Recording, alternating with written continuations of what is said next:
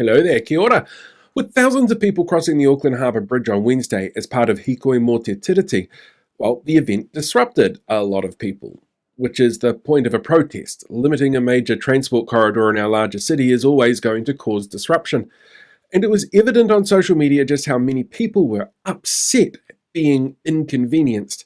It showed up on media outlet comment sections in local Facebook groups, lots of complaints, and usually the same ones over and over. And a lot of those narratives are direct results of what we call colonial and post-colonial narrative theory. Colonial narrative theory is the understanding that colonizers created narratives around indigenous peoples that tainted the view of colonizers towards those indigenous peoples. And post-colonial is about how people continue those narratives after the initial shock of colonization is set in and the newly dominant culture has asserted itself and maintains the narratives that harm indigenous peoples. When colonizers first arrived and began creating newspapers, they were made with an aim of speaking directly to colonists, and there are numerous examples of that being used to vilify Māori. The press in Christchurch used terms like inferior. The Evening Post in Wellington used terms like warlike, jealous, and bloodthirsty peoples. The Waikato Times used habitually idle, drunken, and improvident before making claims that Māori were unworthy beneficiaries of welfare from the state. There was a lot of "they should be grateful" platitudes and "aren't you lucky that we were here" commentary that pops up in those early papers. And we can still see those narratives come into play when you see people like Anne here, talking about attendees of the Hikoi being beneficiaries, a claim which has nothing to back it up, just an assumption to justify her views.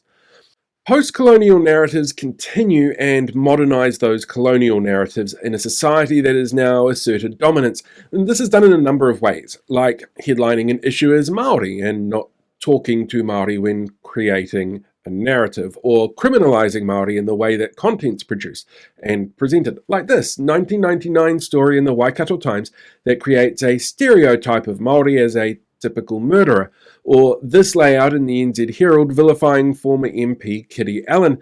And we see that in comments like this one from Paula, implying that those involved in today's Hikoi must be involved in criminal activity of some sort.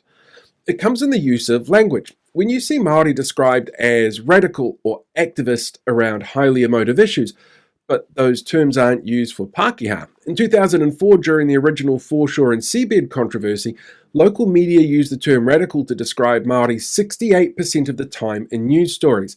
They used the term activist 67% of the time. Don Brash was called radical only 4% of the time, and actions of the government overruling the courts was called a radical decision less than 1% of the time.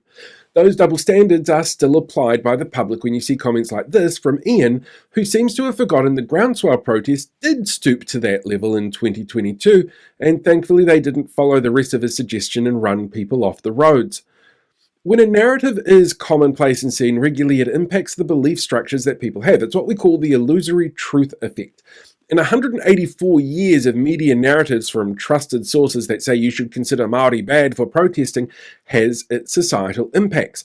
A big one that occurred for this week's event is that crossing the bridge on foot or walking on a motorway is illegal. Oh, hey, just a little bit of a footnote. I'm just about to say something that's actually wrong. I said in the version I recorded earlier that everybody I mentioned had a permit to be able to cross the harbour bridge, but it turns out that's not true. Brian Tamaki never got a permit for his Freedom and Rights Coalition protest that walked across the bridge in 2022. The police offered protection once it started out of safety concerns, but he never got permission for it, which might explain why there's also conspiracy theorists like this dude here going, well, people who get permits are obviously loved by the government, because that's how free speech works. Anyway, that's not true. Brian Tamaki never got a permit to cross the bridge. Now, if only there was some kind of consequences for his action. Oh, look, a court case. Anyway, back to the video. Just like Jan worries about here. But did those people question Brian Tamaki and his political party when they did it in 2022, or when cyclists did it in 2020? Or groundswell slowed people down on their tractors in 22, or a few weeks ago for the Auckland Marathon? One thing that they all have in common, including this week's Hikoi, is that they all had permits in place through official channels, but only one of them was specifically related to Māori. We see similar examples cropping up around education. David Seymour himself used education as a reason people shouldn't attend the protest.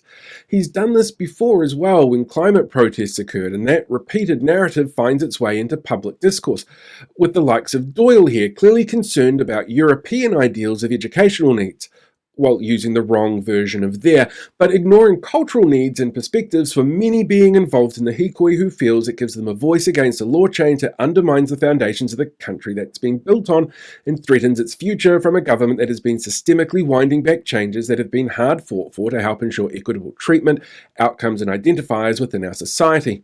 There's even a method of post-colonial narrative that directs attention away from the issues being presented.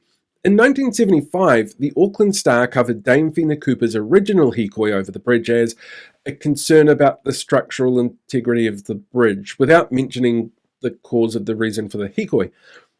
At least this time, Radio New Zealand mentioned the reason for the hikoi before talking about the bridge swaying and rocking under the weight of the protesters. Looking at the way that narratives have been used for centuries to define the world around us and the variety of people inhabiting that world, and knowing that media narratives shape worldviews in an ongoing way, in large part because of its ability to be mass distributed, regularly means that we can look at how those narratives have evolved from the colonial to the post-colonial era, and the ongoing harm that they've caused and continue to cause. And as enlightened as we may feel we are as a society and as a country, there are clearly people out there who are still influenced by those narratives. And thankfully, there are people willing to stand up and fight against them and the harm that they cause. Oh, hey there, podcast listener. Look, you've reached the end of this episode, and I know my episodes are short, so I'm sorry it feels so abrupt. But hey, you've got plenty of options from here on in. You could go and listen to more content if you want to, and feel free to rate it on whatever platform it is that you're listening to. You could go and check out some of my other pages as well, because there's slightly different content on different pages, like my TikTok page or my YouTube page. But you could also sign up for something like my newsletter, which comes out weekly and takes a look at sometimes in-depth issues that I haven't been able to cover in the shorter videos, or great big investigation pieces. They're all a little bit different, so check all the links out in my bio. It's super easy to find, and hopefully I get to see you on one of the other platforms as well as catching you here having a listen.